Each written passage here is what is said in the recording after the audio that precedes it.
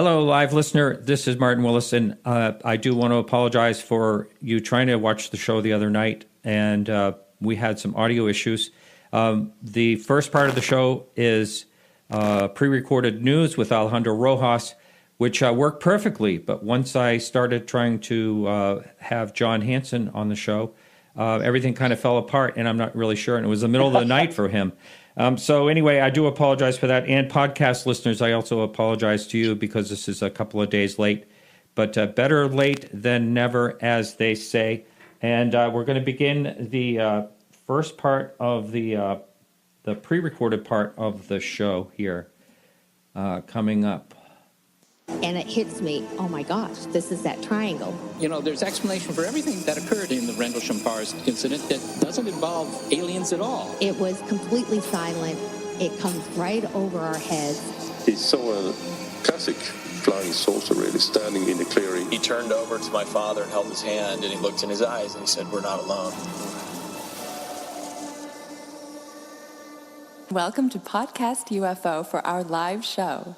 We're live every Wednesday at 8 p.m. Eastern Standard Time on the Dark Matter Radio Network. Please remember to visit the website podcastufo.com for past episodes, blogs, and forums. During the show, feel free to participate live in our chat room. And don't forget to like us on our very active Facebook page. Hello and welcome to the show. I'm Martin Willis, your host. And we have a great one for you this evening. We have John Hanson coming up, and he is in the UK, which means that's about 1 o'clock a.m. his time. And he was gracious enough to want to come on the show. You may know him from his Haunted Skies series and also the book he did, The Halt Perspective with Charles Halt. So he's coming up. Alejandro Rojas is coming up in just a minute with the UFO updates. And next Monday is the first Everything Else show, and that's with the Enos. Ben and Paul Eno are going to be on that show, and basically the title of their talk is going to be Everything We Know Is Wrong. I think that's a great and interesting topic. So they're coming up on Monday, and that's YouTube only. So that's YouTube live stream only, and then it will be posted as a regular video up on YouTube. Nothing is changing here at Podcast UFO. We're still going to have the shows every week just the way we always have. The only thing is we are live streaming on YouTube, and you can see that right on our front page, on our homepage at podcastufo.com. If you ever want to join in there, and the chat room is very, very active. I don't know how many people are in there at one time, but it's a lot of fun. So that's what's happening with that, and if you support the show, I want to thank you very much for doing that, and we are ready to roll. Alejandro, you must be pretty tired. Hello. I've rested up. I slept most of the last couple days, although I spent a lot of time answering emails and posting beautiful photos by Nathan Collishaw and Carlo Petrick, who take photos at the conference. And so if you go to the Facebook page for the UFO Congress, and they're at openminds.tv, you'll see some really cool photos of the speakers, the attendees, and other stuff related to the conference. And that's one of the fun things, is to have photographers there to take some really cool photos. So, yeah. Wow. And, I'm really sorry I couldn't get out there. It's just one of those things. I can't believe you didn't get out there. It was heartbreaking. Yeah. Next year, it's going to be a road trip. I'm going to leave a week early and drive. I probably should leave now. Yeah, I don't know. Well, who knew? I mean, it was really hard for us to get Stanton Friedman in because he was snowed out, so It took a long time, but luckily we were able to figure it out. So that's frustrating and sad, but luckily we did get Stanton out there. He was going to speak the first night, but ended up having to speak on Friday. He did a great job as usual, and we did have a government and UFO panel on Thursday night because he had made it by Thursday evening that he was a part of. That was wonderful. So luckily we got Stanton to be a part of it. We also had problems with James Fox getting in, and he was coming from California. Right. his plane had mechanical issues that they canceled the flight. So we were struggling and finally got him out there. But it goes to show you that it's not just weather that could possibly be at issue to make you miss flights and events and stuff. Yeah, wow. Yeah, I was wondering at first when you said James Fox if it had to do with the torrential rain they're having out there. No, I guess not. Yeah. Not weather related at all. His issue. Yeah. So I'm sure it was an absolute blast. I saw a lot of pictures from people on Facebook and stuff like that. Yeah. And the Phoenix Lights incident is coming right up on the 20th anniversary. And did you get to actually speak with some of the witnesses? Oh yeah. So we had a panel. We also had James Fox brought a couple witnesses. Some couldn't make it. But it was really cool. James Fox is a great speaker. It was a lot of fun. He also showed a video, never before seen video of Fife Symington. So it was his full interview with Symington. And Symington had some interesting things to say, like he tried to contact the Pentagon and all of these other things. In James Fox's documentary, Out of the Blue, we got to see some of Symington, and we've seen some other interviews. But this was more than I've ever seen before. So we will be posting that. We'll also be posting some other interviews. And, we play clips from people talking about the Phoenix Lights at the conference. But we'll be posting a news video that's with all of that. And the local Arizona Historical Society, the museum, actually has a Phoenix Lights display, which is pretty cool. And the local Phoenix MUFON got to help put that together. So we'll be showing an interview with the lady who runs the museum, talking about the Phoenix Lights and how important it was to the Phoenix area and her thoughts and everything on that. So that's pretty cool too. Wow. So did some of the witnesses that Out of the Blue, were they there? They were in that movie Out of the Blue? Yeah. Uh-huh. Yep.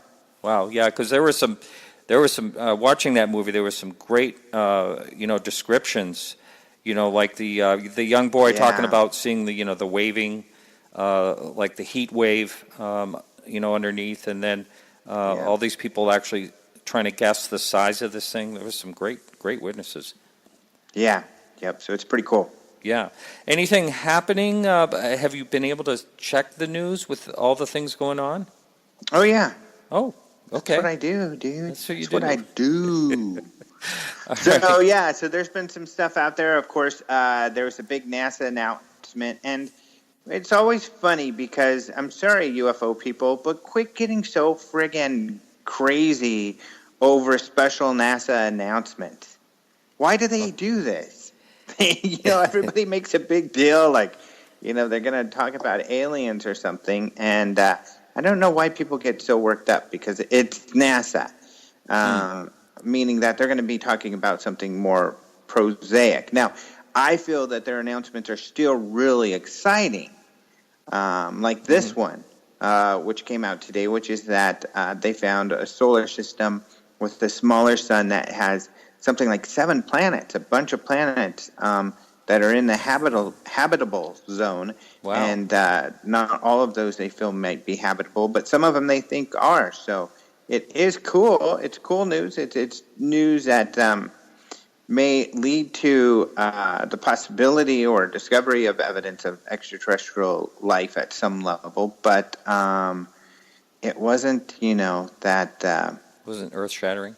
Hey, now, I wonder if we were being observed, and which has probably happened, I'm sure, at least. I mean, I don't know what all these UFOs would be or why we'd be here in the first place if we weren't. But anyway, if we were being looked at from afar, if Mars would be considered in the habitable zone. Do you know if that's so or not? That's a great question. I don't know.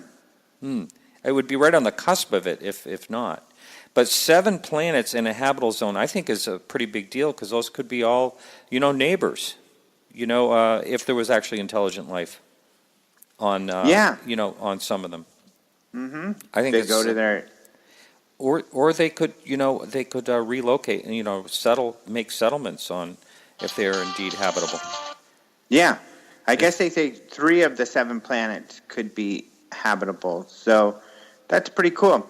Yeah, that's Another interesting. thing out of the Congress is we also posted a video today, and this was our UFO Researcher of the Year award. So we give out awards.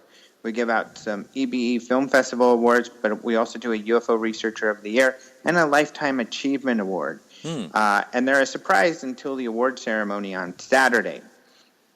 And Michael Klein, our video guy, puts together these great videos to highlight the work of these people. And the winner for 2017 for us was Tom DeLonge, the rock star. And people may be wondering, well, why the hell is it Tom DeLonge? Well, you can watch this video and see why. And I think the video thoroughly justifies him winning the award. Now, he couldn't be there to accept it. However, he did send us an acceptance video, which is really cool. And like a lot of what he's been saying, it's really mysterious and everything. But given the people he's talking to, it gives it a little more gravitas, I guess. But, people we just posted this on YouTube, not even an hour ago, I think. So you can go to our YouTube and see the video that we put together explaining why we gave him the award. And then you can see his response, which is pretty fun there also. Great. Wow. Yeah. So that's a little piece of news. Yeah. It's too bad he couldn't come, but I'm looking forward to watch that video. Yeah, he's been to the Congress before. Right. I didn't get to meet him, unfortunately, but hopefully he'll come again one day, and I will get to meet him. But it's pretty cool. I mean, he's really into this stuff. Yeah, that's great. Maybe speaker for 2018. You never know. That would be nice, wouldn't it? Yeah, it would be. Yeah. Anything else happening? Well, we did post a UFO sighting, so I guess I could look. This one's from Wisconsin from November 28th, 2016. These people said this was in Little Swamico. That's how you say it, I think. And this is outside, I guess, of Green Bay. And they said that they saw a triangle-shaped object move out of Green Bay, so out of the water, that appeared to be 100 to 150 feet in length. Now, it was nighttime. It was 2:10 a.m., and they were outside stargazing when this took place. But, they said it flew out of the water. They felt it was traveling at 35 knots. So these people must know, what 35 knots would be. They must, sail a lot or something. But they said it was pretty close, and they felt they can hear a muffled jet sort of noise. And they said as it came out of the water, it kind of turned on its side and traveled west and then gained elevation. They said it was dark, and it had blue flashing lights. It was less than 1,000 feet from them. So that's incredible. That's kind of weird. It is, and I got to say that, I had my sighting, and then I always think that, I probably wouldn't be scared having another sighting, but if something came up out of the water in front of me, I think that would really petrify me. I think it just seems there's an added element to that. I can't imagine being out on a boat or something and, a small boat and a large object coming up out of the water. That just would be kind of terrifying. But all interesting. So that must be it for the news this week. That's it for the news this week. But good to be talking to you again. Of course, we very much missed you there. I know I ignored your messages and stuff, but I get so busy, it's insane. I'm just running during the whole thing, and then going to bed as early as possible to try to get 8 hours, because otherwise I get beat. Oh my gosh, I feel like the living dead. I'm sure. And it's often during that event. So Yeah, it's no problem. Well, all right. And just one thing to the listening audience out there that I forgot to say is the show that I'm having on Monday is on the everythingelse show.com, and that's everything-else-show.com, and that link is also on the top banner of my website. So thanks so much, Alejandro. We'll be talking to you next week. Do I have time to fit in a quick joke? Yeah. Okay. I'll yeah. Why not?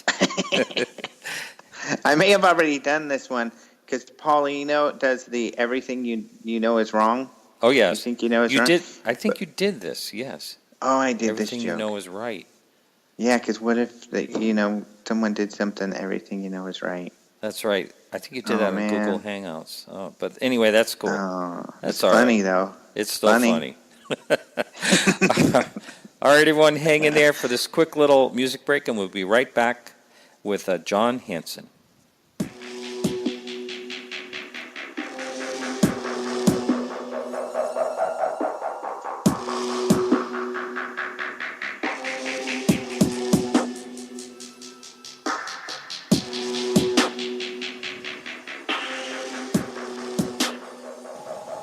Welcome to the show, John. Hello and welcome to you. Yes, we finally made it. I'm amazed. Well, I do appreciate you being up in the middle of the night for us over there, but we're getting it together. It seems to be working fine, and thanks for hanging in and agreeing to come back. I appreciate that a lot. Thank you. Yeah. Thank you. So why don't you give the listening audience a little bit of background about yourself and how you got interested in the topic? I know it was in 1995 you had a sighting. I'd like to hear a little more about that sighting as well, if I could. Well, in 1995, I sort of retired from the West Midlands Police in the United Kingdom. And prior to that, I had no interest in UFOs or the paranormal. And if somebody had mentioned that to me then, I would have treated it with probably contempt, because as far as I was concerned, rationalizing all of this, how on earth could you believe that in the 20th century or 21st century as it is now, how could these things exist? But of course, that changed for me in January 1995 when my son, who's just then joined the police, he's now a detective chief inspector, he was directed to a report of a UFO hovering over some trees in the south of Birmingham. And when he got there with the policewoman, they saw this this cigar-shaped object hovering over some trees, and within seconds it had gone. Well, when he told me what had happened, to be honest, I thought it was a joke. And it's one of those pivotal moments in your life when I was actually flat out on the settee watching the X-Files. And, of course, I've liked science fiction, X-Files, Star Trek, loved it. But there's no reality to it, of course, or at least I thought there wasn't. Anyway, as a result of what my son told me, I was intrigued. And I tracked down some people that had also seen it. A few minutes later, some 100 miles away, went and interviewed them. And then to cap it all, I went to a conference in that year, or should I say a talk at the university, where this guy was showing photographs of aliens at Area 41. And most of the audience sat there believing it, but I certainly didn't regard the plasticine-shaped object depicted on a photograph as being representative of any alien being at Area 51. And eventually, one member of the audience, not me, he stood up and he challenged the speaker, and the speaker admitted that was the case. So that was a valuable lesson to me. And I've been to a lot of these talks, and people will take it all on board. But I think ultimately it needs investigating, and that's what I set out to do over 20 years ago. And the frightening part about this is that I have written or co-written with my partner recently with Charles Halt, his book. But we've written now 12 volumes, and they are big volumes. And we've catalogued not only reports of UFO sightings in England, but Australia, New Zealand, and the United States.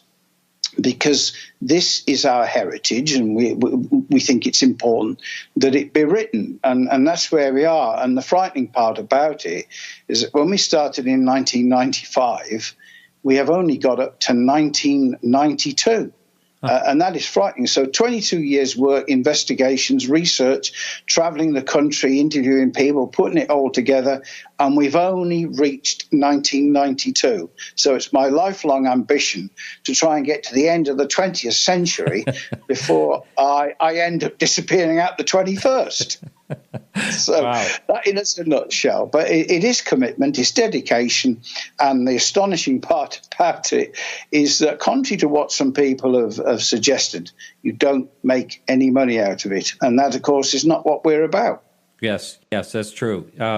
I've heard that a lot. That is, there is a misconception. There are some people that I do believe attempt to make a living out of it. I can name a few, but won't. But for someone to try to get into this for the whole subject of money is a total wrong approach. It has to be more like a passion of interest. Otherwise, it's just going to be a short road. Now,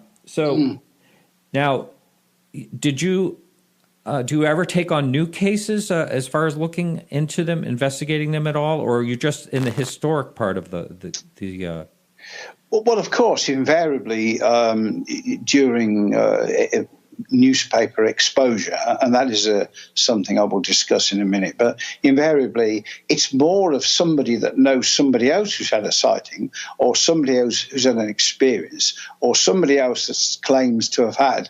When I say I'm not so sure I'm too happy with the words alien abduction, but I certainly have met enough people that have been at the receiving end of the energies given off by these objects, close encounters, if you want to call them, and they've had some pretty frightening, not only physical, but medical ailments that follow. And when you contrast all these cases together, it's pretty obvious there's something out there which is obviously causing this. But when we originally published Volume 1, which is a 320-page black and white book back in 2010, the British press were very interested in us and asked us for a book, which documents a lot of the early sightings from Second World War pilots, many of whom I've been interviewed personally. And suffice to say, we've never had any publicity. And here we are, 12 volumes, including the Halt Perspective. We have not had any publicity. So you've got to say to yourself, well, we must be doing something right here. Wow. That is quite amazing. Now, have you been? I saw that you were in a documentary. Has that approach helped any type of publicity for you? Which particular document? Which particular someone that actually document? came to your home and interviewed you. Oh, I see. That's a lady from Cardiff University, Amy Kerridge, who came along and had a look through the files and took some photographs. I think it's to do with a photography degree. In fact, she phoned me up yesterday wanting me to introduce her to all of the UFO witnesses. But, of course, that's easier said than done. But from a personal point of view, I think you have to meet these people that have had these experiences. Otherwise, how can you evaluate or analyze what they're telling you? Because they do the same to me. And over the years, I feel quite privileged to to have interviewed these people. You know, when you interview guys from the 1950s, and we will talk about Bentwater soon, Woodbridge, but of course the 1956 UFO incident at Bentwaters and Woodbridge, the only way to cover that, of course, and there's a lot of it on the internet, is to speak to the flight controller, is to speak to the pilots, and that's what we've done. I mean, I have to say, we're not celebrities. We're not really known because we can't get these books out into a wider audience, but we are pleased by what we're doing, and certainly programs like yours, Martin, could only enhance, hopefully, my reputation instead of impairing it. But yeah, it's about getting the message across, and I am, of course, a firm believer because because of the amount of sightings and experiences that people have told me about. You can't help but not be a believer. Right. And I get what you're saying about interviewing people personally, because to me that does make quite a difference. And getting back to the statement I heard you say just a minute ago, it sounds like you're a bit on the fence about abductees or experiencers or whatever they are. And I myself I was in the beginning, but there are certain people that I've talked to that I think are totally credible. Travis Walton, for one, and I'm. Oh yeah. Yeah, go ahead. I'm sorry. Did you say offense or defense? I'm sorry. I did. I don't remember saying that. Right, I thought you just said that. It must be a doppelganger then, because I what I wanted to say was that categorically, when people interview me, they say, well, do you believe in alien abductions? Well, of course, I can't necessarily prove that alien abductions take place, but what I can prove to a great degree is that a lot of people, men and women, and I've interviewed them over the years, they've had the misfortune to get close to a UFO. I'm not talking about something that's constructed by human hands, something that, again, in my opinion, is indigenous to the planet. This phenomenon has been here for, again, it's my opinion, hundreds, if not thousands of years. And if you have a lot of people sometimes regard it as being in the right place or the right time, others regard it as the opposite.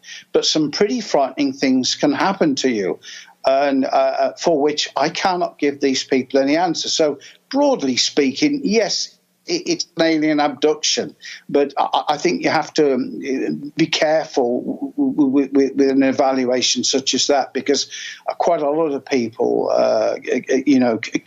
can use it quite loosely. I can only tell, for argument's sake, one particular incident involved somebody from the Warminster area many years ago. I spoke to the mother, but the mother had seen a cigar-shaped object hovering in the sky, and her daughter had seen it as well. In fact, it was a daughter that said, look at that. And the mother looked at it, went back in the house, and a few hours later, the daughter said, my stomach or my tummy's hurting, Mum. And the mother looked, and there were these three little triangular dots on the stomach. Well, that's not the first time or the last time I've heard of things like that. And the weird part about it is that the husband, who was working 40 miles away, came home, and during conversation later said to his wife, I've had a hell of a day, and I've got this rash on my stomach. And, if you heard stories like this for the first time, you'd regard them as, you'd be not inclined to believe them. But when you've heard so many people tell you similar stories, well, it's pretty obvious that something very strange does spasmodically occur. And unfortunately, we ultimately suffer for it individually. So my heart goes out to people that have had these experiences. Right. And, when you talk about things been happening for possibly thousands of years, I totally agree with you, because, time on a larger scope, this is just a little sliver of time. Even a million years is just a sliver of time, really, as far as, the universe. And so 1956 Bentwaters, I never heard about this. Can you elaborate on that? This was a series of blips that were picked up by the radar, and the RAF were launched to intercept. And the object then, it wasn't visually seen, but was on the radar, and the pilots went up to see it. I didn't see it. It shot off, and they were all warned to keep quiet. But it's I think at the time the Daily Express ran the story about some of the pilots, getting a lock on their radio. Well, as the flight controller told me, and bearing in mind, I'm remembering all this from memory. I mean, we could speak for a couple of weeks on what's in the books and go back to that particular case, but because there was no lock-on radar at all, I mean, and another fantastic case, 57, was a guy called Milton Torres, now Dr. Torres, and I was in touch with him some years ago, and he was scrambled to intercept an object over the UK, and at some stage he was asked to open fire on it. And this is over civilian territory. He was asked to open fire, and 10 seconds from opening fire, the thing then shot off and disappeared. And the consequences of what could have happened if he had attacked it, I don't know. I mean, there are many stories about not only American fighter planes, but some British being downed after trying to intercept these objects. But I as I say, agree with you. It's pretty obvious these things go back thousands, if not millions of years, and that is the frightening part about it. Right. We have some questions that came in this last week to our forum. I'm just going to pitch a couple of them to you here and there. One of them is he is saying that he's a subscriber to the show and he lives in Wales. He's interested in an incident called the Broadhaven Triangle back in 1977. Wanted to know if you could talk a little bit about that. I would absolutely love to. First of all, we investigated the Broadhaven incident February the 4th, 1977, when children from Broadhaven County Primary School saw an object on the side of the hill described as cigar-shaped, and some of the children had seen figures next to it. A lot of papers will advertise it as the British equivalent of Roswell, as they have done with the Woodbridge Bentwaters case of 1980. But there were a number of witnesses to this, and Dawn, my partner, and I, Dawn Holloway, we were only there last week. We've been there a number of times, and the 40th anniversary took place on the 4th of February, and we met up with some smashing people, including a guy called David Davis, who I've kept in touch with for years, and he was one of the first school children to see it, and ended up bringing it to the attention of a guy called Randall Jones Pugh, who was the Bufora investigator for that area. And over the years, we've spoken to a number of people that have seen strange things, including, of course, the strange figures at Ripperston Farm. There was a couple called Billy and Pauline Coombs that lived there, but the place is rich with it. Absolutely rich with sightings like that. And in fact, what we're doing at the moment, in our revised volume 3, that will have a front cover of the school and also the original images of which I've got next to me as drawn by those kids 40 years ago. So that is a fascinating place. And another lady court that we went to see was Francine Granville. She runs the Fort Haven Hotel, and her mum, Rosa, that passed away in 2012, witnessed this object landed at the back of the garden, and these two figures get out of the craft, as a result of which, after they'd gone, that they found part of the roof burnt. And but cases like that cannot help but not only excite your imagination, but they're real stories, and they're from real, genuine people. And I never get tired of listening to these. And if somebody rings me up and says, I had a UFO sighting last night, or I want to tell you about this, I never cease to be fascinated by those reports. Although I have to say, many years ago, I went to see Gordon Creighton, who was the editor of Flying Saucer Review. He lived at Rickmansworth in Hertfordshire. And we went to see Gordon, and this was probably about 1993. And we took our folder of files down to see him. And he was reasonably impressed because he said, do you want to be consultants for Flying Saucer Review? And we were for a short time until, sadly, he later passed away. But I do remember saying to him, as I'm saying to you, I find these fascinating and very interesting reports, and sometimes they're a little humorous.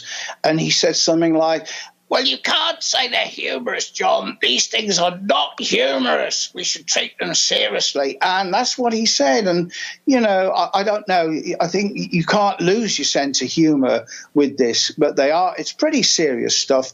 And I would say, when is man on this planet, when is a human race going to fully accept that these things exist? Because let's be fair, we discuss it. There's a lot of interested people who talk about this subject, but predominantly the majority of the public still treat us like fools.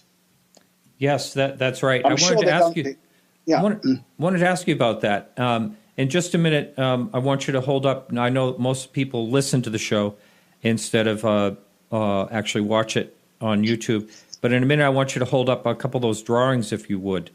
Right. Yeah. So, speaking of ridicule, can you tell me what it's like being a retired police officer and doing what you do? I mean, do you ever get any flack from fellow former colleagues or anything like that? No, not really. I keep in touch with some of my colleagues. My son, Chris, he's not interested in the subject at all, and I can understand that because people have lives to lead. And it is, a subject that you can get pretty immersed in. But I've lived and breathed it with Dawn. In fact, as we talk, Dawn's upstairs doing the proofreading on the revised volume 2, which is 60 to 70. And we mentioned about the Welsh stuff that would be in the revised volume 3, because the guys out there and the ladies might not realise that our first 6 books that we laboured industriously over for 2.5 years no longer exist.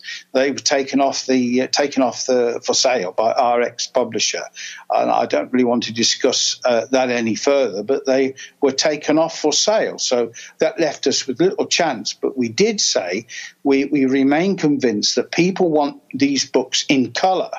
And they don't want lots of text and a few pictures in the middle. So that's what we've done. And obviously the books are typeset properly by a guy called Bob Tibbets. He'll probably tell me off if I don't mention his name, but he's an ex-Warminster skywatcher from the 70s.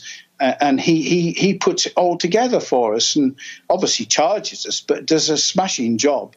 And we are very pleased. We met up with Edgar Mitchell a few years ago, and I've got photographs of him with the book. And he was very, very, he thought the books were marvelous. And I'm not dropping names here, but we've worked hard here.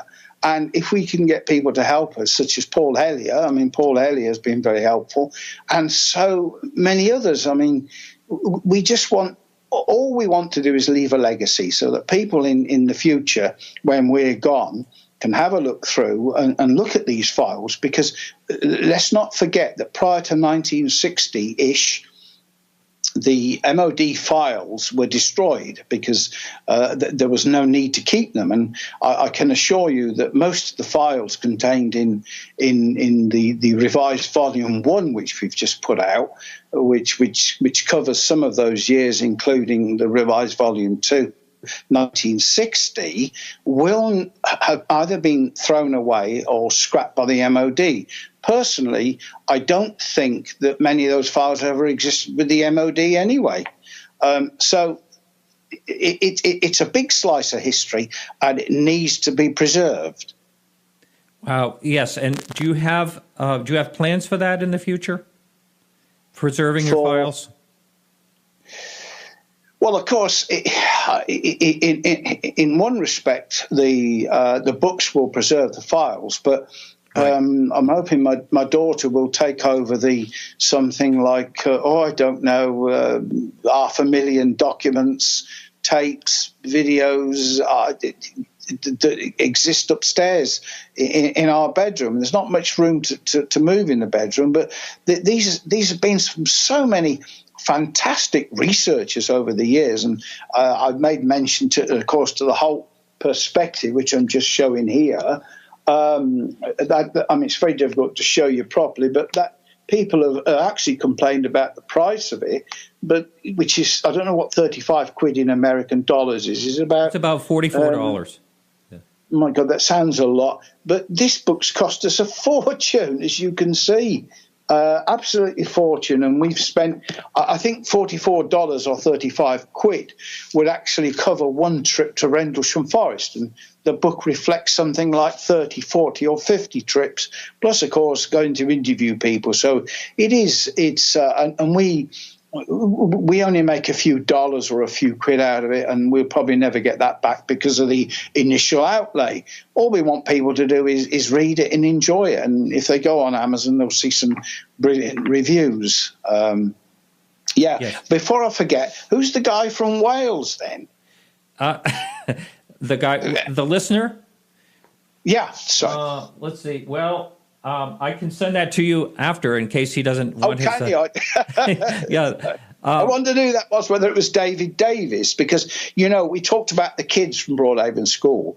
I have spoken to some of the other children, but out of, 14 children, most of them don't want to come forward. And of course, I'm sure you can understand to some degree that while it's useful to obtain particularly up-to-date interviews with people or children as they were then, a lot of kids appreciate that if you have the courage to come forward, it can change your life and also attract one hell of a lot of ridicule. So we go back to the conversation we had before, that we live in an age where, the subject matter, particularly by the media, and I'm sorry about this, but, I've looked through thousands of newspaper cuttings going back to the 60s and 70s where there's an accurate story, but the banner-grabbing headline is calculated to make anybody that reads that article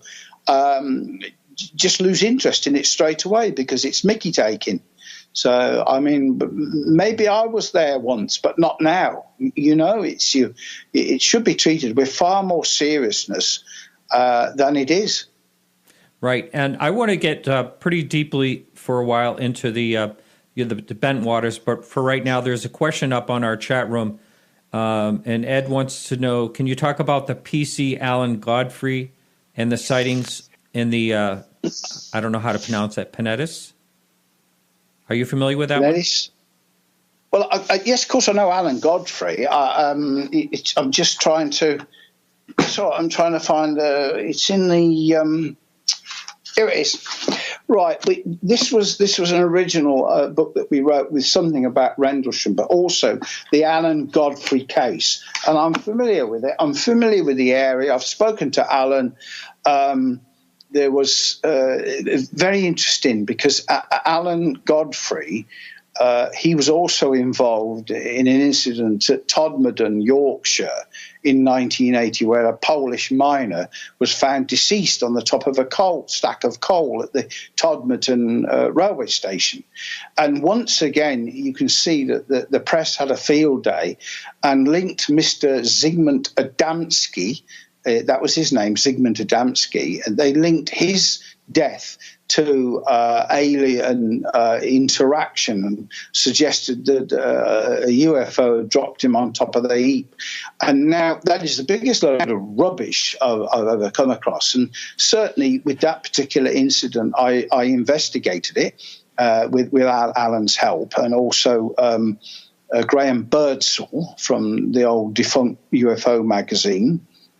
And we managed to identify who the perpetrator was and what had happened. He'd been held he'd been imprisoned and held in a place for some days, and then he had a heart attack, and they dumped his body on top of this coal. And even today, people will argue that this was to do with alien activity, but it's nothing of the sort. And I stand against rubbish like that.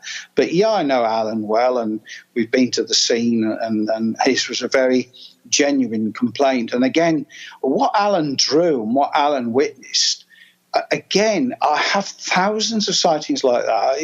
He started the program off by talking about triangular UFOs. Triangular UFOs, crikey, I have probably 1,000 of them previously unpublished, and which happened around the Essex, Colchester, Suffolk, East Anglia area. And once again, you can parallel those sightings with what happened in Belgium in the late 1980s. But again, nobody's interested in the local newspapers around that area about publishing any of this. Although, having said that, I must say that a very nice man called Tom Potter from the East Anglian Daily Times, a really nice guy. He did quite a good spread on the Halt book in the East Anglia Daily Times. So occasionally you do meet some helpful people, but so far, generally speaking, the subject matter is denigrated by the press. I mean, I've been criticised for attacking the press, but come on, I've done 12 books. I mean, we talked about the Halt book. You can get anything out there on the Halt book, and I was even invited to the Daily Mirror. I won't tell you the gentleman's name, at my own expense. And when I got there, they promised me a story, never had it. Oh. Yeah, so I don't know how you would feel. Geez. To be promised and then to go through the effort, yeah, that's terrible, absolutely terrible. Yeah, especially using the tube. Yeah, the subway for those Americans that don't know what that is. Yeah. Right, just as frightening, Right, but, right. Yeah, it's not the way to treat people, is it? Right, not at all.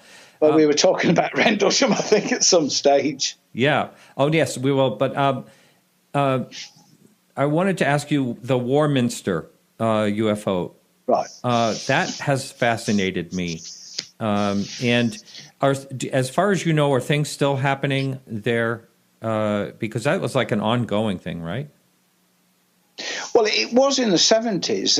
My impression, actually, is that, first of all, when people talk about UFO waves, yes, that sometimes you get high peaks of UFO activity, but a wave is a good description if you can imagine a wave coming across the geological landscape. And of course, over the years, the waves, they will move across the landscape, and you will get peaks of activity in one location, which will die down. And then those peaks will manifest in another location. So, yeah, the 70s, the 60s, 64, 65 and the 70s, there was a lot of stuff around the Warminster area. And we've, in fact, in the process of just finishing the Wiltshire book, which reflects, again, over 20 years' time that Dawn and I spent in Avebury, Stonehenge, Wiltshire, Warminster, meeting up with people. And we can honestly say that, we have a hell of a lot of information that's never been published, including letters from Arthur Shuttleworth. I never met Arthur, but I knew a lot of people that did, and some of the reports are anecdotal. Some people say he embellished, and whatever. I don't know, but some of the stories, some of the stories are fantastic, and undoubtedly, there was a lot of UFO activity over there, and it attracted people from all over the world. Right. But yeah, I mean, the guy there to speak to, I suppose, is either Kevin Goodman or Steve Wills. Steve Wills runs the Warminster UFO site, and he's been very helpful. Only recently he interviewed a couple of witnesses for us, but that book should be out soon. Again, all I ask is people read them, and I guarantee you will not find anything else like that out there. Yeah, Kevin's been on the show before, real nice guy.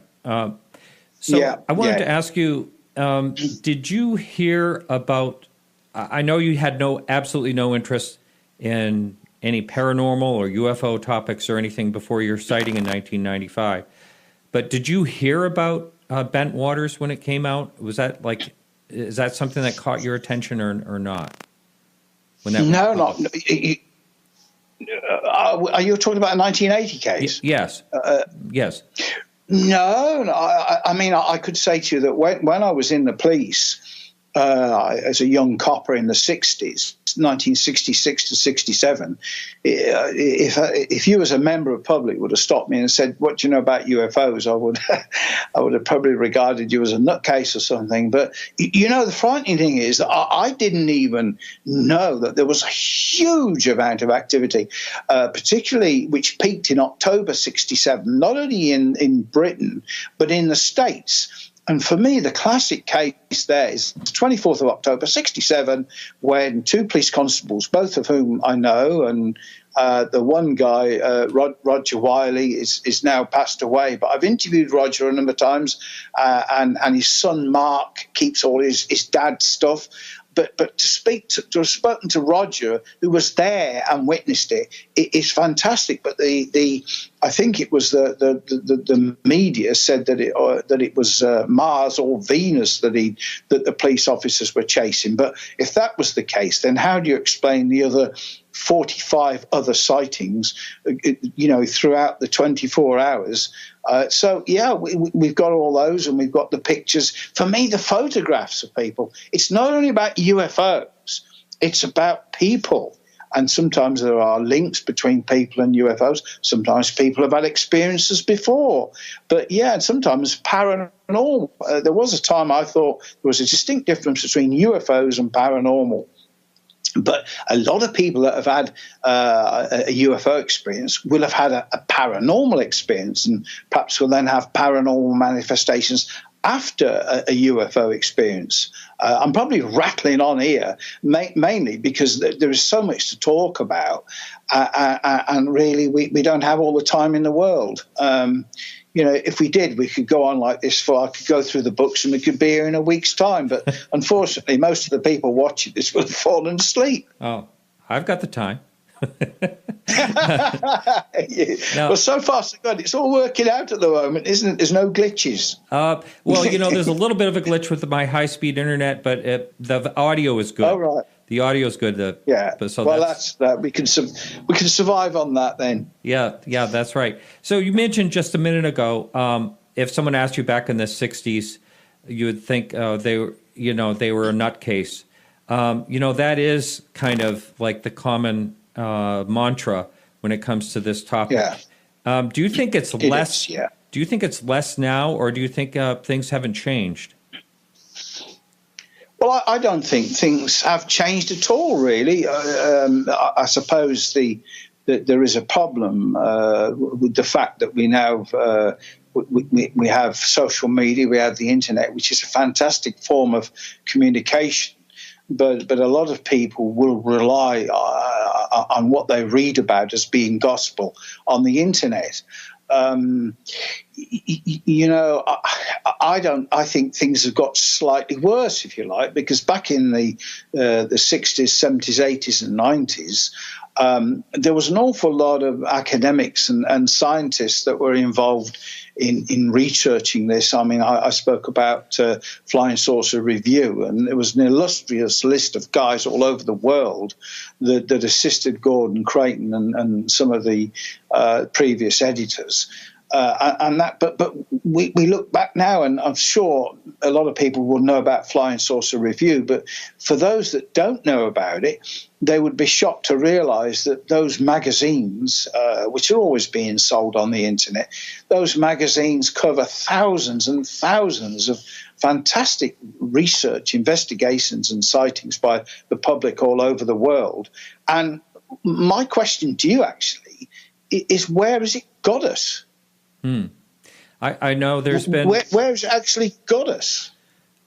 I've heard, I've said this on the show before, I've talked to a number of people that have, I guess what you'd call the UFO burnout. Like they thought there would be an answer, Yes. They were in this a long time and they thought they would have more of an answer than they do after so many years of looking into it. Yeah. I still think it's fascinating, whether it's gotten us anywhere or not, all this work. It's just, I think it, we may just find out someday, possibly, but it may be something entirely different than what we think it is. I think you're so true, and maybe it's quite possible that because it's something so totally unlike anything we could even imagine, is one of the reasons why there isn't any disclosure. Because I can't say that that an alien influence rules the Earth, or that the aliens are here in various shapes and sizes. I can't say that because I don't know. But maybe it's not about that at all. It's about something much deeper and something far more frightening. I mean, for years, particularly during the 50s, people thought this was the pre-runner of an alien invasion. And I'm sure if you and I had looked at those reports then, and we would have perhaps felt the same back in those days, that, and the common questions were, why don't they land on the White House? Why don't they land in Downing Street? And, but of course that's not their agenda. Whatever these things are, it is not their agenda, if in fact they have an agenda. But we said before at the beginning of the program, these things go back. It's common sense, isn't it? You look at what the Romans talked about, flying shields, and a lot of stuff. The triangular UFOs, people have described them in hundreds of years back. So, these things have been going about their own business, doing what they want. And it may well be that they have one thing that we haven't got, and they have time. Yeah. And we don't have that time. That's a really, really good point. So I'm ready to talk about bent waters and all that, but one other question came up. Have you ever talked to anyone that had a sighting where the object seemed to shrink and disappear? Is that in any of your cases? Uh-huh. Yes. There's a lot of, in fact, the Chris's sighting, my son's sighting, that's exactly what it did, like a TV screen going off. It just shrunk into itself and disappeared.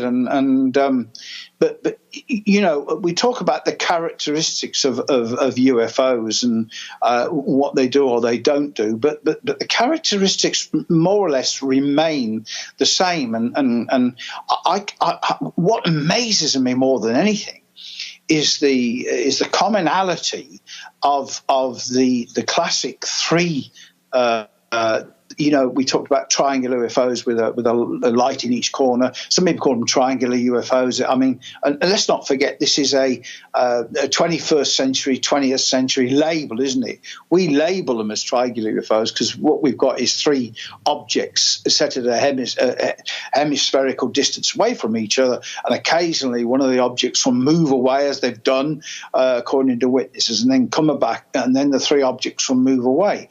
Appreciate there's five people have seen 5 objects, 10 objects, but 3 objects is predominantly forms the very important background number to so much in the UFO world, so many times, and I think of what Colonel Halt. He said he saw the 3 objects in the sky, and that's one of the reasons why we've supplied in the Halt Perspective, I don't know, probably 50 or 60 other sightings around that area including a place called Thetford Forest in Norfolk, where UFOs were also photographed there. That's one of the reasons why we can associate the if you like, I suppose some people might call it a triangular UFO we saw, the three lights in the sky. But we can associate that with so many other sightings from people in the Essex area on the East Anglia borders of similar objects. And I'm not talking about just lights in the sky. I'm talking about triangular objects at close range with lights inset forming three lights. And I don't know why that is. I don't know, but that is predominant. More or less everything we do, and we can go back to the 1940s when, I've spoken to a couple of pilots that saw these things moving through the sky in the 1940s, triangular UFOs, or they would not have called them triangular UFOs then. I see. Anyway, I forgot what you asked me now. Don't worry. Too much information. Yeah, don't worry. So did I. Yeah. I forgot what I asked. Do you know, we should have been politicians, Martin. Skip around. Maybe not. Maybe not. Go on, yeah. Yeah. So why do you suppose, I'm just going to ask this right off the bat, why do you suppose when it comes to the Rendlesham Forest, there's been discord between a lot of the witnesses? Do you think it had to do with the supposed debriefings to begin with, or the information leaking when it leaked and how it leaked, and perhaps some disinformation out there? It seems like there are different camps when it comes to the Rendlesham Forest. Well, there has been over the years. There's been a lot of discord, and I can tell. I'm certainly not going to name the person. I'm not going to give him the benefit, but one particular guy, and you know who I'm talking about, he did actually has threatened me on a number of occasions. First of all, when I invited Charles Halt over here in 2015, I was barraged on the internet by hundreds of people who said, as far as they concerned, he was a government mole. He was a bad guy. He was this. He was that, and the only one person to believe was the original whistleblower. And I put up with this for some considerable time. I was accused of ripping people off by charging 20 quid a ticket. And my God, Charles Halt had to come from Virginia. He came over. I mean, who remembers that he brought his son Clifford? Lovely lad. But nobody was interested in Clifford. Nobody was interested. They were interested in Charles Halt. But what I can say is that was a fantastic talk he gave. There was some rebukes towards the gentleman in question. But the audience were fantastic. They thoroughly enjoyed meeting Charles Halt. And so did I. But that is to say, that rhetoric, that antagonistic attitude followed for some considerable time before things changed drastically, and people no longer have quite the same confidence in that gentleman. And we reached such a ridiculous degree that Peter Robbins, who I know very well and have a lot of respect for, wrote a book having a knock at Charles Halt and the conference itself. I've got the book here somewhere, which was ridiculous because all he had to do was ask me those questions. But, of course, I was threatened in that book as well. I should not publish this book with Charles Halt in it. But I'm sorry, I have every right. It's a democracy we live in, and I've certainly not criticised anybody in the book. But all I've done is present the evidence, and I've presented the evidence, and the reader can make up their own mind, and most of them have done. But of course, yes, to some extent, one has to recognise that these guys were vigorously interviewed, and in all, they were given, I think it was sodium pentothal, the truth drug. I think the OSI were involved, and I don't know what the long-term effects of that are. Maybe that can cause the problems that some of them have been having.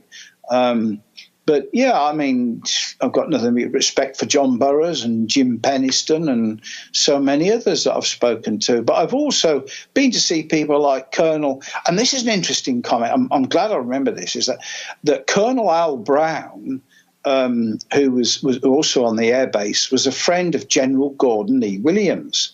Now, isn't it bizarre that I don't know what has happened to General Gordon E. Williams? Now, he was a very good friend of Colonel Brown's, and they used to play golf together. And of course, Colonel Brown, Al Brown, is a fascinating guy. Because he didn't see anything, but it's important to get somebody else's view as well. But he was a very good friend of Gordon's, and I think I spoke to him and his wife Sally about 6 months ago, and they hadn't heard a thing. And isn't that bizarre? I don't know. I mean, I hope the gentleman's all right, but of course, I've tried to be thorough in the book, and there's an awful lot of information that hasn't been published before, including guys that have come forward and told of the radar tapes being seized and warned to keep quiet, and also on another occasion there was some obvious disinformation planted about the radar tapes. And not only that, a lot of people there had paranormal experiences, and that area is full of it and continues to be full of it to this present day. That's right. Yeah. Now, the one thing that's always been puzzling to me is why on earth would they be given any type of drugs? It just doesn't make sense to me. In any type of other debriefing, has that ever been done? Have you ever heard of that? I think it has, yeah. I think that was a standard practice. I'm pretty sure in the book it's certainly not allowed to happen now, but that was common practice. This wasn't a one-off for a bunch of guys that's at an American Air Force base that saw UFOs. In the same bracket, I spoke to a smashing bloke called Roger Arty, and Roger was at RAF Welford, which is near, I'm pretty sure I've got that right, near in Berkshire.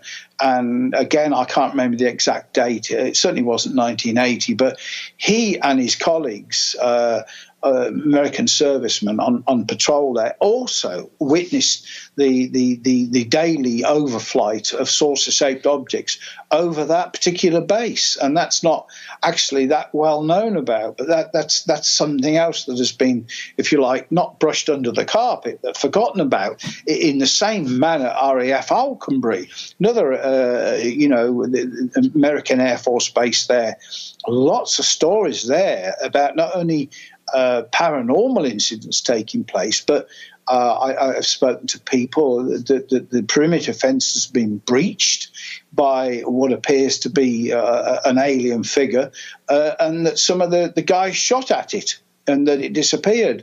But there's other stories around there and other sightings of this.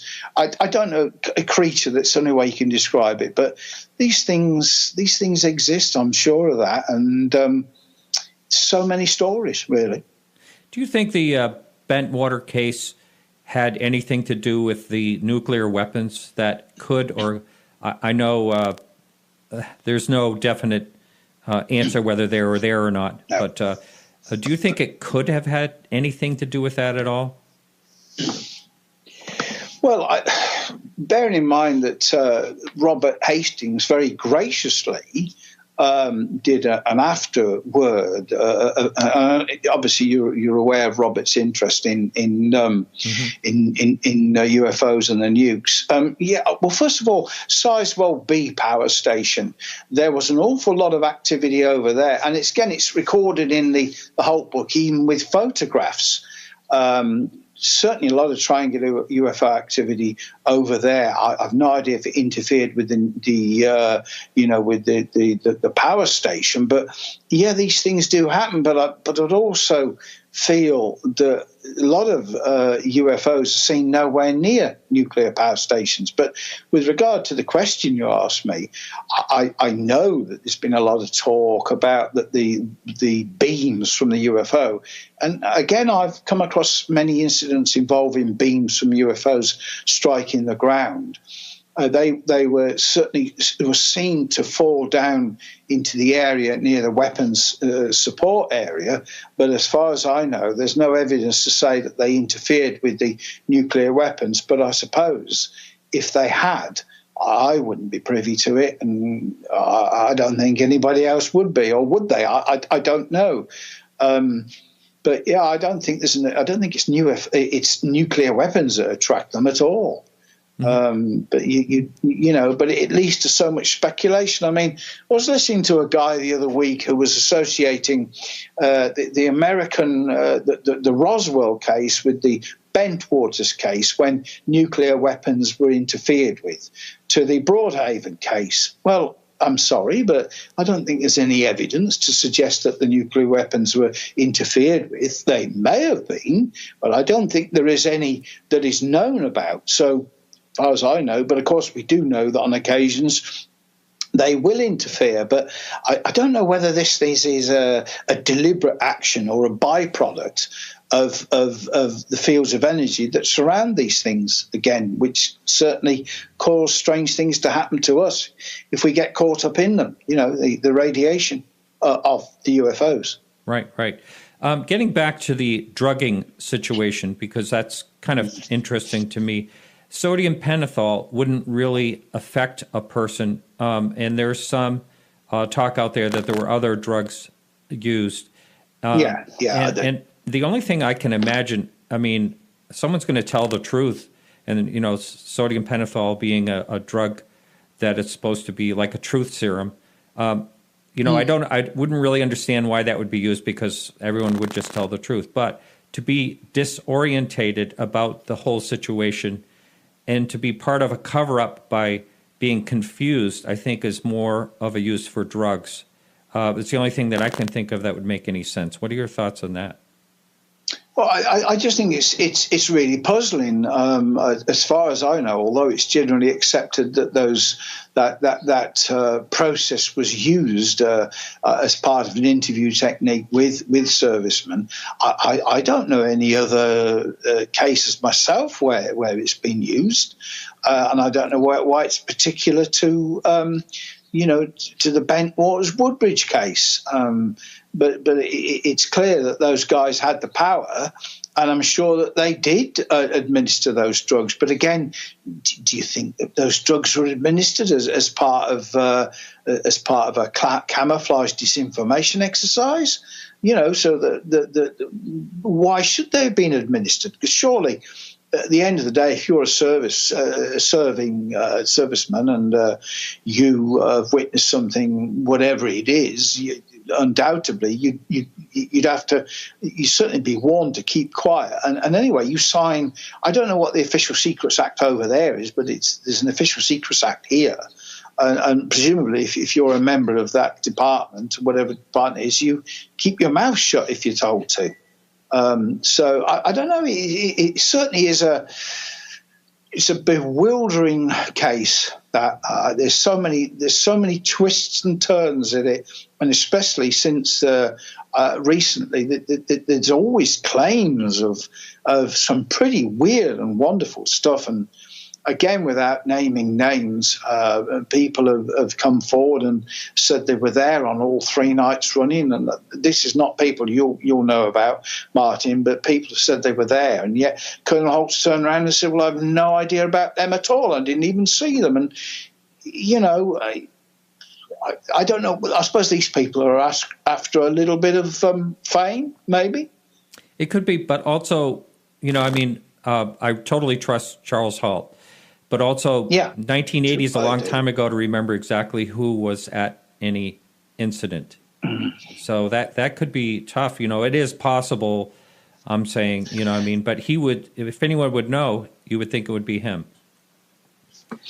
Well, of course, he's got his memorandum. And personally, if something like that happens to you, the trek out in the forest and what he saw, I am convinced that would be burnt indelibly into your memory, and you would never forget it. On the perimeter, obviously all those years ago, I can't remember specifically about things from that period of time, but you asked me to remember when I was 13 years of age, and I was at my grandmother's house in Berkshire at about 20 to 12 one night, and I can see it in my head. And I was in a small room at the side of my grandmother was Spanish, and she married a British soldier. And but they had this Spanish African bed, a huge 4-poster thing. And I can remember, and I was 13, that's some years ago, and I can remember being in this sort of in the annex, and I was just dropping off to sleep, and I heard this horrendous breathing noise, and I looked out and saw this. I can only describe it as a small shape, like about the size of a child inside the bed breathing. And I got up and looked at it and went to the door, and I can remember the colour of the door, the handle, Bakelite, and I can remember shouting for my mother, and she came up, and she put my mind at rest. But I didn't have a nightmare. We've all had nightmares and dreams, but what did I witness then? So, yeah, it's just an example of something that happened. I'm not going to tell you how many years ago, because then you all know how bloody old I am. But it's just an illustration of something that I think with Charles Halt, he's got a very good memory. And, of course, he was a deputy base commander, and he did interview the guys. He did take statements off them, and yeah, as I say, I haven't bored you with that story, but it's something that happened to me, and is an example of the way that there are some things you don't forget. You know? Yeah, absolutely. And something like what they went through would be burned in my memory, that's for sure. Now, I couldn't get Chuck Halt to comment on this, and I'll just see what happens when I ask you this question. What do you think about the binary code? Well, you know what I'm going to say. I certainly, I've met people that have also in the book. I know Brenda Butler, that has been a colleague of mine for a number of years, and she showed us around the forest initially. She has written binary code. I think before, she's writing writing this code for a number of years. I don't know what to make of it. As far as, obviously there's a lot I'm not going to say, because it just causes too much hassle. But I have a lot of respect for Jim. If Jim Penniston says because Jim helped us with the book, and there's a lot of candid comments from Jim, and you'll be surprised by some of the revelations that Jim has mentioned in the book. But if Jim says about the binary code, and as I say, as far as I'm concerned, it's an honest, genuine guy. I've got a lot of time for Jim, and so who knows? But binary code is because we're all waiting for the book to come out, aren't we? Right. So that's because this book's due out, isn't it? Jim's book on the binary code. I think but so. It is beyond me. He communicated with me on Facebook a while ago, but I just don't remember what he said about the details on that. But let's see the situation there. It's funny. This happened in 1980, and it was like 2 years later where this actually came out. Was it something like 2 years? Was it? You're talking about when it was first known about. Yeah. Well, it was first known about actually on the 31st December, 1st of January, 1981, when the guy called Steve Roberts, and everybody knows who his real name is here, but Steve Roberts originally approached Brenda Butler's partner at the time, Chris Pennington, and told him this story about something having landed in the forest, and he showed him an illustration on the back of a cigarette packet of what it looked like, and apparently the story is aliens came out of it, and that was given to Brenda. And that's what, as a result of which their investigation started, along with Dot Street, that I know very well. So I don't know so much that they would be the original whistleblowers, because a lot of people dwell on that term. But yeah, it was brought to their notice, and I think that was disinformation, But that's. Yeah, but then, of course, as you know, it was then, Barry Greenwood from... Have you spoken to Barry from Cause? No, have not. Smashing bloke. Well, him and Larry Fawcett did the book, it was Clear Intent. Uh-huh. Yeah. Now, how many witnesses have you actually personally spoke to from the Rendlesham Forest? Oh, I suppose... witnesses to paranormal activity, witnesses to UFO activity. The actual 1980 incident is what I was talking about. Oh, the 80 incident. Well, right, well. Is that an adding machine I'm hearing? No, I mean, that is. I don't know whether you can't see very well, but you can get an idea. That is the index. That is the serviceman's index. You can see all the names on it. Hold it up a little higher. Okay, for the listener only, there's pages of them. Pages. So these are people that actually witnessed incidences in the area. Yeah. What you're showing. Yeah, pages and pages and pages and pages and pages. Wow, amazing. Wow. So you've really dedicated your life to this research, obviously. That's pretty amazing. I have, yeah.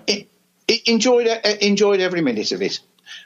We still haven't looked at those. Good thing I've got a good memory. We still haven't looked at those images. They're actually over there in the other chair, but I suppose if I can't lean over... So I mean it's right, but the other book I wanted to tell you about, actually, it's a very interesting one. This was Haunted Skies Volume. You see that Haunted Skies Volume 10? Yeah, it's a little too close, but yeah, I see it. Yeah.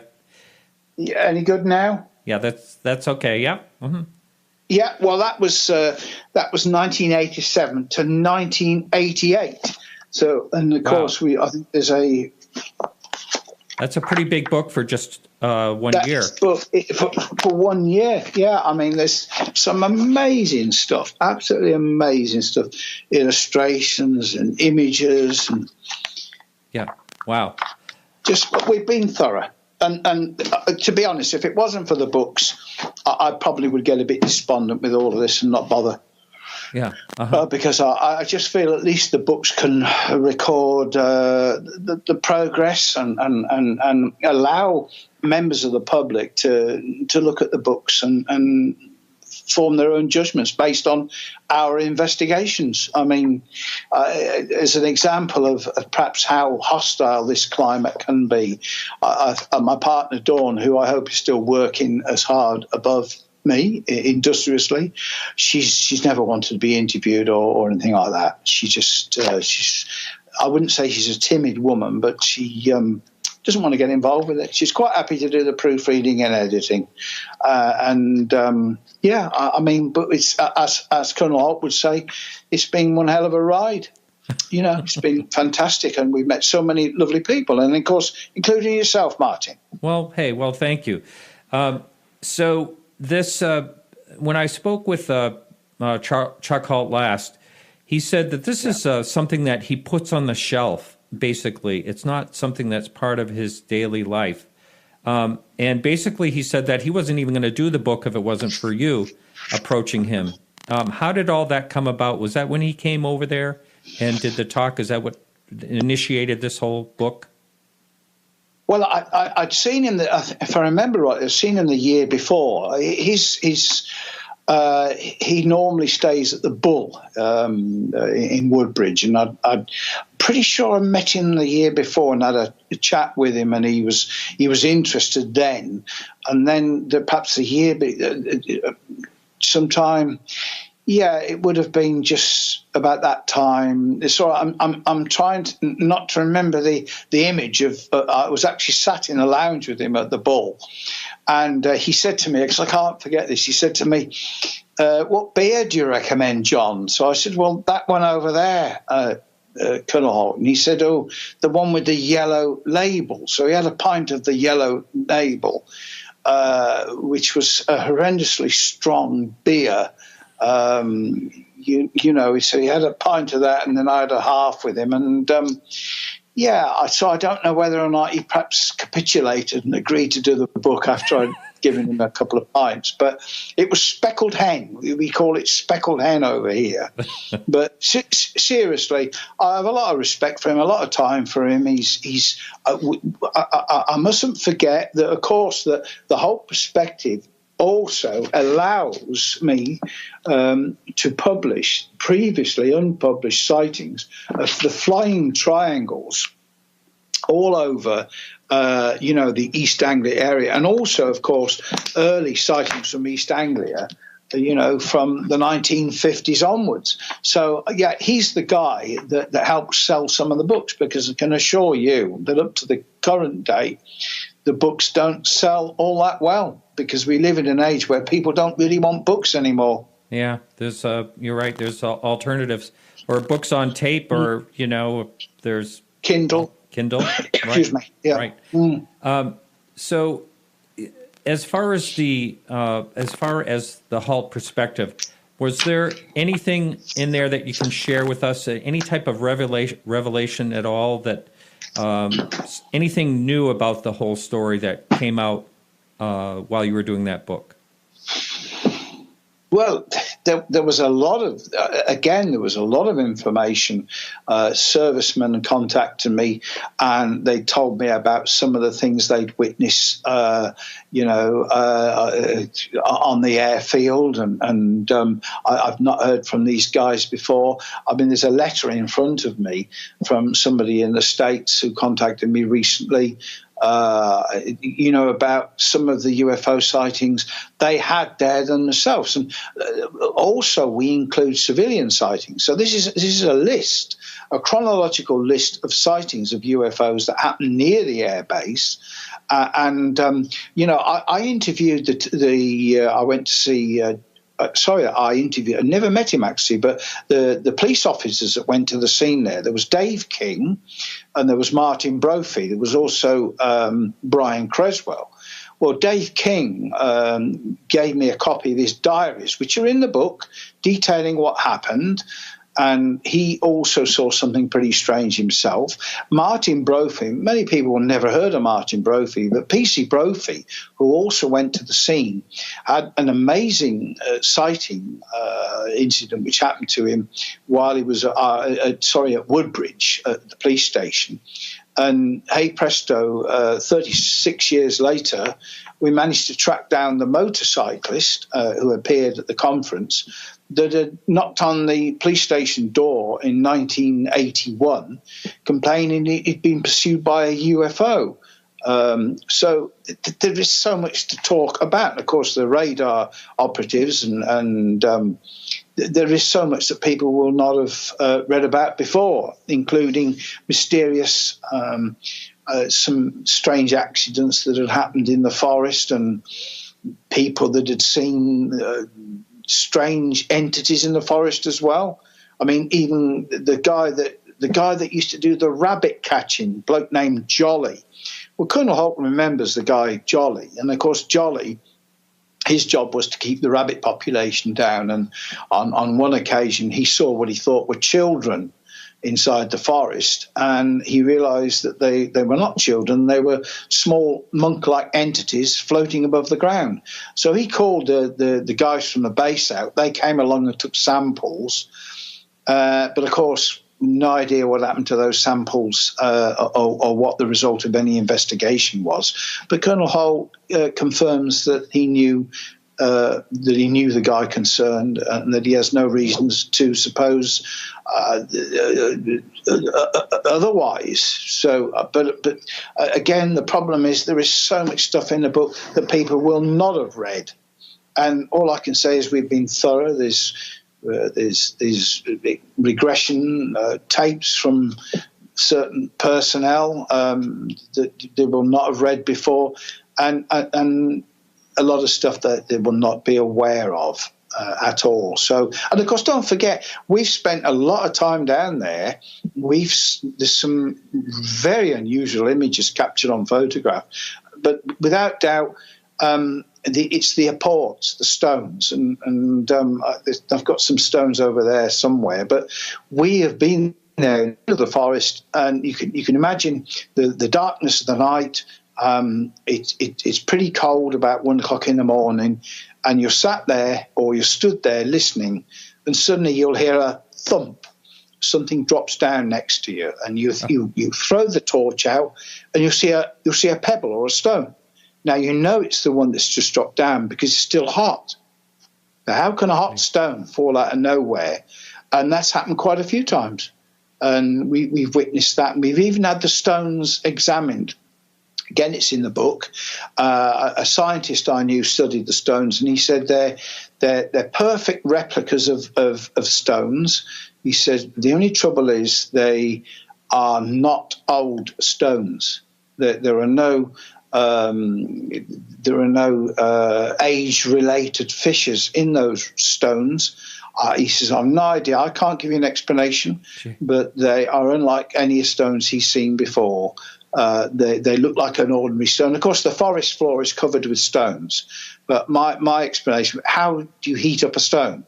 And again, we did investigate an incident in Washwood Heath, Birmingham, which was initially involved the interest of Sir Arthur C. Clarke, who sent a team of men over there in the 70s because these stones were falling like rain on somebody's house. And the interesting about that, I'm not saying that's the explanation, but there were 3 houses targeted. The house in the middle, and we eventually met up with the lady who's still living there now. The interesting thing is that they've stopped now, obviously, but the back garden there is a path which is constructed of old gravestones. Now, is it possible they were disturbed, and could they have caused these manifestations or these things to happen? But apports of stones are known worldwide, and to me that was maybe there's an association because. Often UFOs will occur around or close to an ancient site or energy or water, or as we say about nuclear power stations. So what is the association? I mean, why? That's what I'd like to know, why. But yeah, there's just so much stuff. Bizarre, yeah. Yeah. Now that when Chuck and the other witnesses saw this eyeball-like thing bouncing through the woods and then into the field and then the molten-like dripping. Yeah. They were never able to find any samplings of that molten or whatever it was dripping from that. Is that right? That's right, but I think that's the that's an idea of actually what the sort of thing. You see that all right? I do, and you know, like it's funny, you have an 800-page book and somehow you know how to open to that. No, that was just fluke. Before I forget, there was a lady contacted. It's Ronnie, a guy called Ronnie Dugdale. A lady contacted him. It must be a couple of years ago now, and said that she'd American accent, American accent. He's got a market down. He's come from Bury St Edmunds, but a lady spoke to him at a market. He sells fruit and flowers and things, and she said, "I've got this piece of metal." And I recovered it from the crash scene the day after. And we do know an awful lot of people went to that scene the next day, and this particular lady handed over the metal to him. He didn't get her address. She didn't volunteer the address, and she's never been back. But we sent some of that metal over to a guy in the States. His name is Nick Wrighty. I don't know if you know him, but he has been involved in a lot to do with some of the metal at Roswell over the years. Okay. Sadly, Nick, lovely guy, passed away a couple of years ago now, I think. But the metal was examined and found to be highly unusual.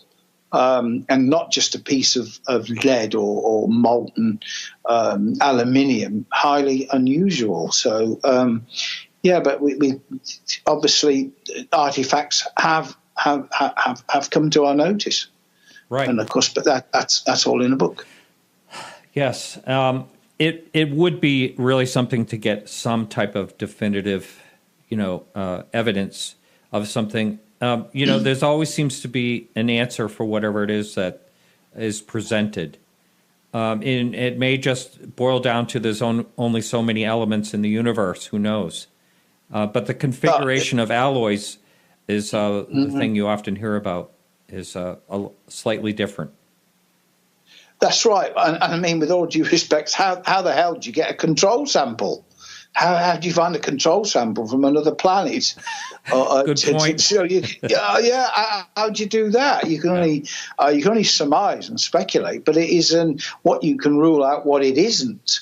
But for me, overwhelmingly, if I wasn't aware of the predominance of other UFO sightings involving similarly described characteristics of behavior as Colonel Halt described and his colleagues, well, then I would still remain perplexed by it. But how can I not associate with all of those tremendous number of sightings, by members of the public of what are clearly unidentified objects, many of them triangular, with what had happened around that period, or certainly what had happened in the forest? You can't take that out. You can't dismiss any of that from the story. So I personally believe that it was. So does Colonel Halt. He describes it as extraterrestrial in intelligence, and a lot of people will argue till the cows come home about the difference between interdimensional and extraterrestrial. I don't think it's that important, because whatever it is certainly unlikely, again, to be orchestrated or constructed by man. And for those people that bleat on about them being examples of top secret technology or covert technology, well, let's just think this out, because round about the 1900s, before man could even get up there and had even built an aeroplane, although I suppose they had balloons, these things were still being seen then. And it's my feeling that if you had enough funds, you could actually write a book about UFO sightings from the 15th or 16th century, which were not fireballs, bolides, meteorites, or whatever rational explanations you could find for some of this stuff. Those were certainly very similar to what we've been seeing in the 21st century. So how can you deny this stuff? I mean, my money's on the UFOs for this one.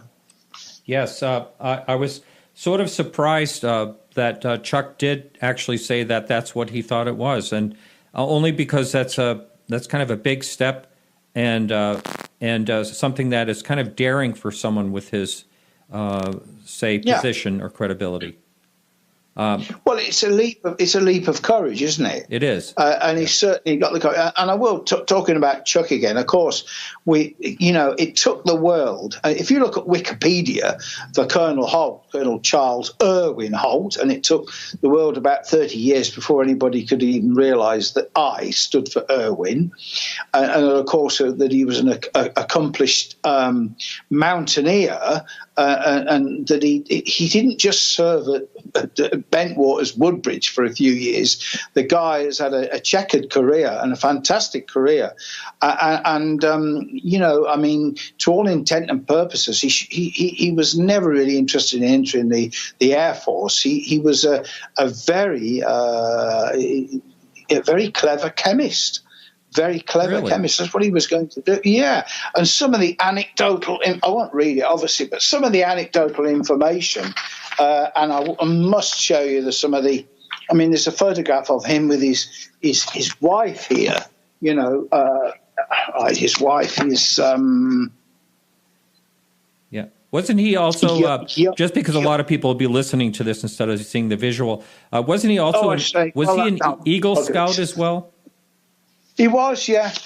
I mean, I've got pictures of him when he was I think he's a lieutenant there, and pictures of him under some stalactites, early photographs, even to when he used to do a newspaper round. I think, let me get this because I'm only just dredging my memory on this, but he used to do a newspaper round when he was a kid, and I know they're all going to laugh and probably take the mickey, but he came from a very poor family, and it was a situation where you had holes in your shoes, and the only way you could stop that was pack them with newspaper. I mean, just an illustration, he was not from a rich family, he was from a poor family, from Pittsburgh, the industrial sort of revolution there. But he was he actually came to Britain as a scout. One occasion, some jamboree reunion back in the 60s or 70s. I can't remember exactly. So he's a much-travelled guy. And if you relied on that stuff on Wikipedia, you'd know very little about him. But and of course, he's also been involved in some traumatic things as well. Recovering pilots' bodies from downed aircraft and shipping them home. And he's a fascinating bloke. But what I like about him, he's honest. He's honest, and you know that yourself. There's no. I'll say it. There's no BS about him. He's straight to the point, and that's how he is, and perhaps that's why I get on with him so well. And he certainly allowed me the privilege of writing this book together with him, and we are working on a second shorter one as an update, and also allow people the opportunity to see something about the other book. Now, I don't know whether there's flickering lightning in your studio, but there's... I see it. The pictures. I can't do anything about it. Oh, is that your end or mine? Yeah, it's my end, and I don't know what is going on. Okay. So give the viewer on YouTube something to talk about. Yep. Also, I had a nice talk with Chuck about building a house. He's built this amazing house on a mountain that is completely efficient in so many different ways. Is really interesting. And he said he would give me a hand if I wanted to build, because that might be on my agenda at some point. What a great guy he is. He is. Yeah. I want to talk to you a little bit about this, and I can't hear it, but you should be able to hear it. Hang on. Let's see. Sorry, I'm just wondering if there's some sort of subliminal message with the flashing in front of my eyes. It's probably the Men in Black again. This recording. I'm sure you can... Yeah. Okay, so I want to talk a little bit about that recording, and that is, what do you think would have happened to the Rendlesham Forest case without that recording? Do you think it would be viewed as a totally different thing? In other words... undoubtedly, because the recording is a genuine one, and it's honest. It's exactly what took place.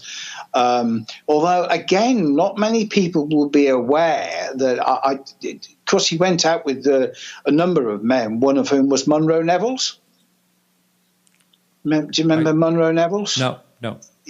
Well, he was he was the sergeant that went out with him. He was the photographic specialist. Okay. And Munro, I'd be interesting to find out what happened there, because Munro Neville's, prior to that tape being taken, had already, so he says, and I accept what he's saying, had already been out into that the forest and had found the marks in the ground. And as it was getting dark, went back to the air base with Lieutenant Bruce England. And it was Bruce England, who nobody's ever been able to interview, as far as I know, that then went and told Colonel Halt that they're back. And so, yeah, that's an interesting snippet from Munro, the fact that he'd already been out before. But, of course, to me, one of the most, and I say it, not exciting characters, but the lady that I would dearly love to get in touch with, of course, is Lieutenant Bonnie Tamplin. Well, Lieutenant Bonnie Tamplin had quite a hair-raising experience. When one of these things went through the vehicle she was in while she was out in the forest and frightened her so much, it made her pretty ill. And, of course, there's no doubt a lot more to that than we should probably ever know. But nobody's been able to – she is known, Lieutenant Bonnie Tamplin, but nobody's been able to track her down at all, just disappeared off the face of the earth. And can you blame her, though, in some respects? Right. Now, what about the medical issues? Do you think that have, like Burroughs, do you think those are directly related, in your opinion, to the incident itself where they were close proximity? Yes. Yeah, that's pretty amazing. I would say yes, yeah. Uh-huh. Yeah, I have a lot of...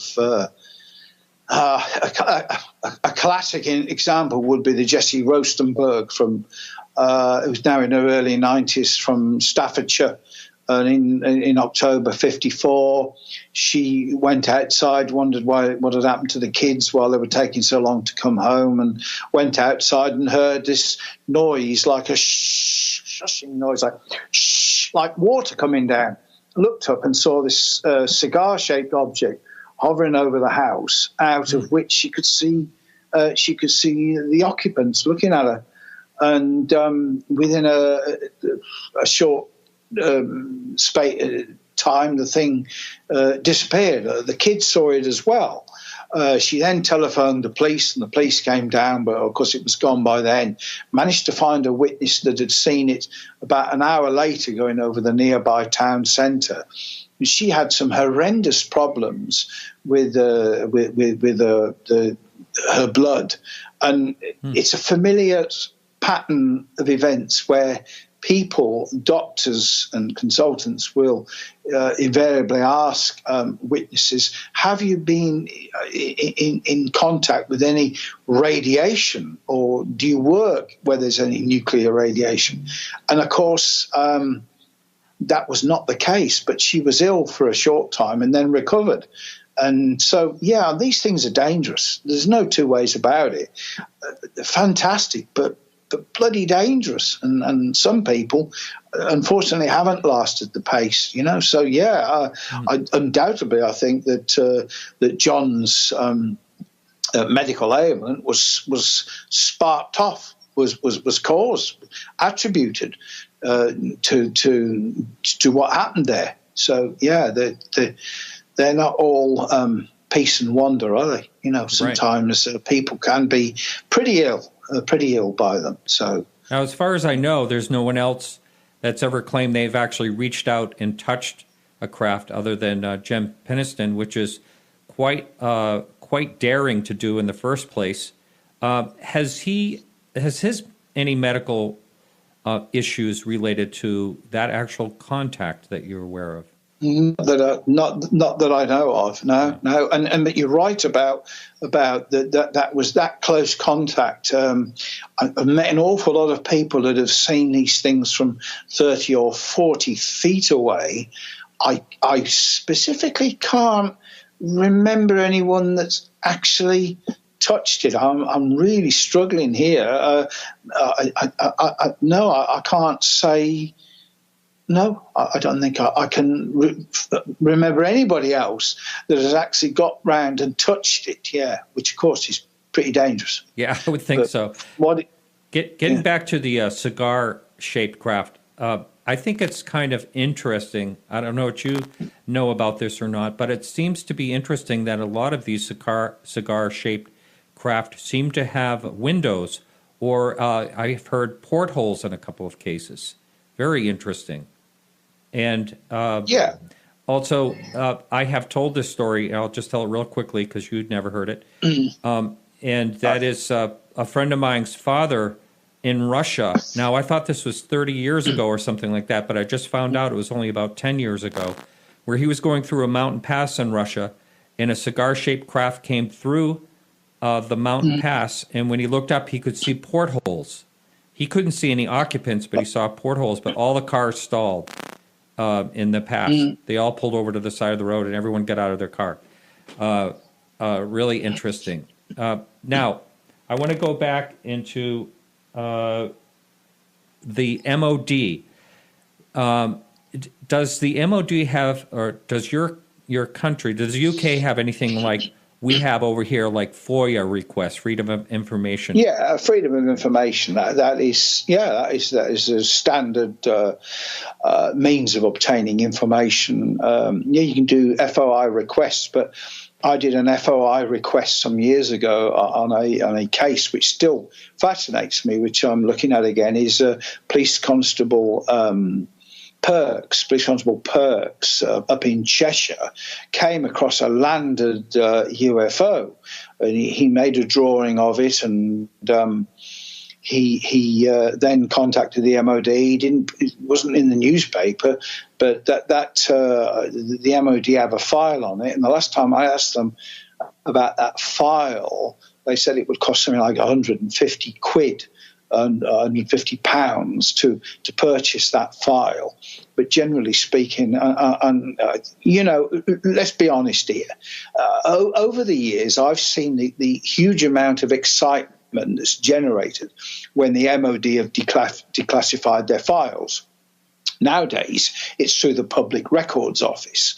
So, of course, people out there think, oh, wow, this is disclosure. But I'm sorry to have to say, but, and I echo Robert Hastings' words here, because remember he said that the type of stuff that they release it's low grade sightings, and I've looked at the stuff they've released over the years. It doesn't happen so much now, but of course, it's wild, unsubstantiated stories and tales of people that write to the MOD and want to trip in a flying saucer, or it's somebody that wants them to come and open a UFO group. And I just think that the real stuff is kept from us. And I can only say that, isn't it odd that of all the thousands of sightings I've recorded, these are not lights in the sky. These are a lot of cigar-shaped, triangular-shaped, all manner of things that are seen by the public. Why have none of them ever been released? Really? Wow. Now, what about on? Pardon me. What about on Bentwaters? Anything ever released out of that? Well, of course, there has been a lot of documents released, and there is a lot of speculation that there are 8 remaining documents that should be released. But I've seen nothing that's really assisted me or helped me at all. I mean, and that's. I do have to say that. Nick Pope helped us. Again, Nick has been candid, and Nick has been a tremendous help. A lot of respect for Nick. Because he's an ex-MOD man himself. But as far as getting access to certain files are concerned, I think that they're never going to see the light of the day. Another case that springs to mind involves some Girl Guides back in 1970. We tracked down the lady's name, Alwyn Davis, I think her name was, and they were out camping, and this thing appeared above the tents, circled around, and then an RAF fighter jet turned up, and it was all reported in the paper. I contacted the MOD along with another sighting by a police officer, and I was told that the 1971 documents and files would be released. Now, as part of their release under the 30-year rule. Well, I've not seen anything released at all, and I don't think it ever will be cases like that, because the last thing they want to do is alarm the public, isn't it? Right. Oh, jeez.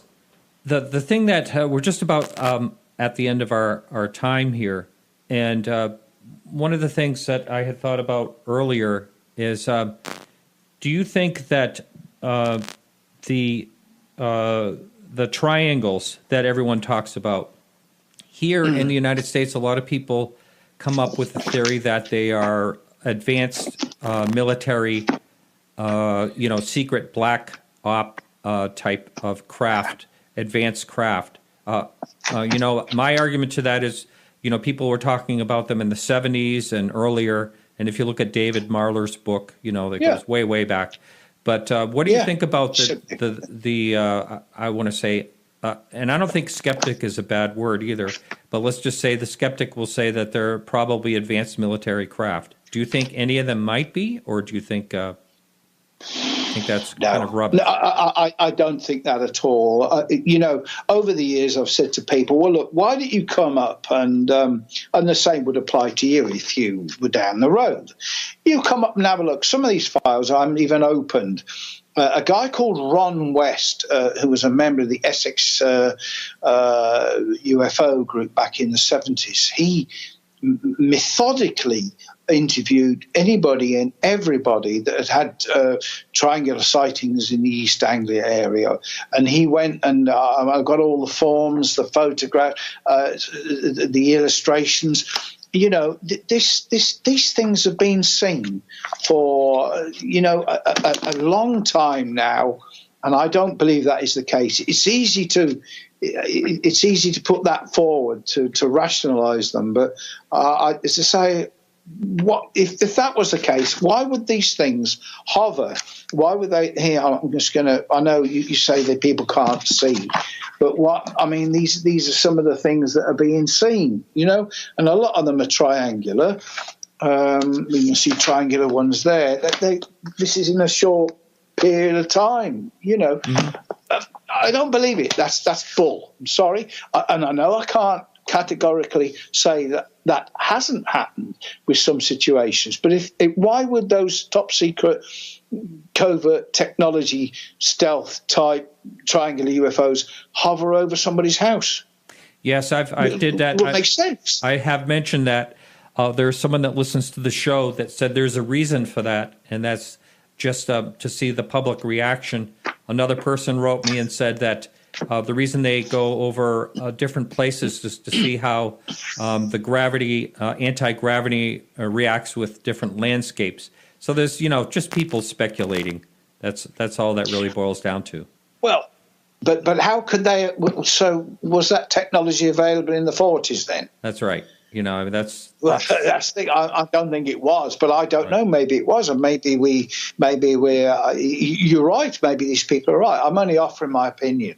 No, I agree with you there when I said you're right. 1940s, 1970s even, I can't believe a secret could be kept that long. And if those things did exist, why wouldn't they be used in the war? A war somewhere. But what about the Second World War? Again, what about? I'm sure that if we had the resources and we these things can be. In fact, they are tracked back to the First World War. Got sightings from around 1912. So again, I don't think we were that. Yeah. Now, here's a question I have: that why do you think there are different types of craft? And if you're speculating on that, would you think that these are from different planets, perhaps, if they are actually extraterrestrial? I know that's sort of a half-fringe question, but just what are your thoughts on that?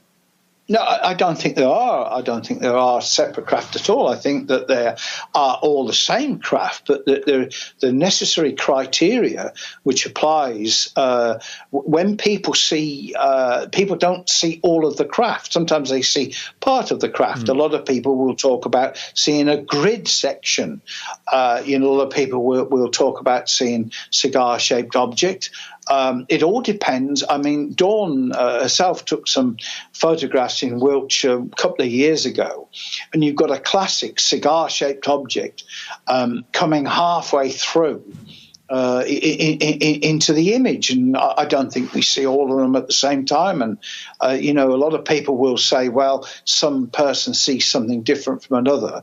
But I go back to the 1990s when people were suggesting, these are UFO researchers, that the aliens, that they were developing their flying machines, and we could see the change between a Model T Ford and an advanced supercar, which I think is absolute rubbish. Yeah,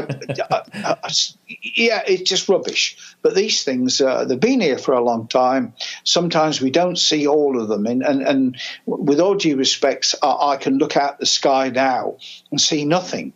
But how do you know there's nothing there? Yeah, that's so true. It's a haunted sky, right? It is, yeah. Yeah. Hey, so why don't you throw out your website, and how would someone get a hold of the most recent book, The Halt Perspective? And one last question. Are you working on something right now? You can answer all those questions. One more book. Working on something? Yeah. Sorry, I'm not. Right. Well, if you go into Amazon, the books are available on Amazon. If anybody buys a book off Amazon, if they contact me by email, people can find me easy enough. www.hauntedskies.co.uk. If you buy a book, I'll send you an autograph an autograph from myself, also an autograph of Charles Halt and Nick Pope's. And again, I've been under some some attack because of this. But I think if somebody wants to buy a book, I'm quite willing to send the stickers out to them, the autograph stickers. Let them put in, because Charles Halt's done the autographs, same as Nick. And forgot what the other question was. Okay, are you working on a new book now? Forgot as well. Oh yes, we're working on we're working on the 2 revised books, finishing the Wiltshire book, and then hopefully we're going to start on the volume 12. Which is 1990 onwards. And we think that 1995 will be one book, probably 1,000 pages, one book, 1 year, 1995. All right.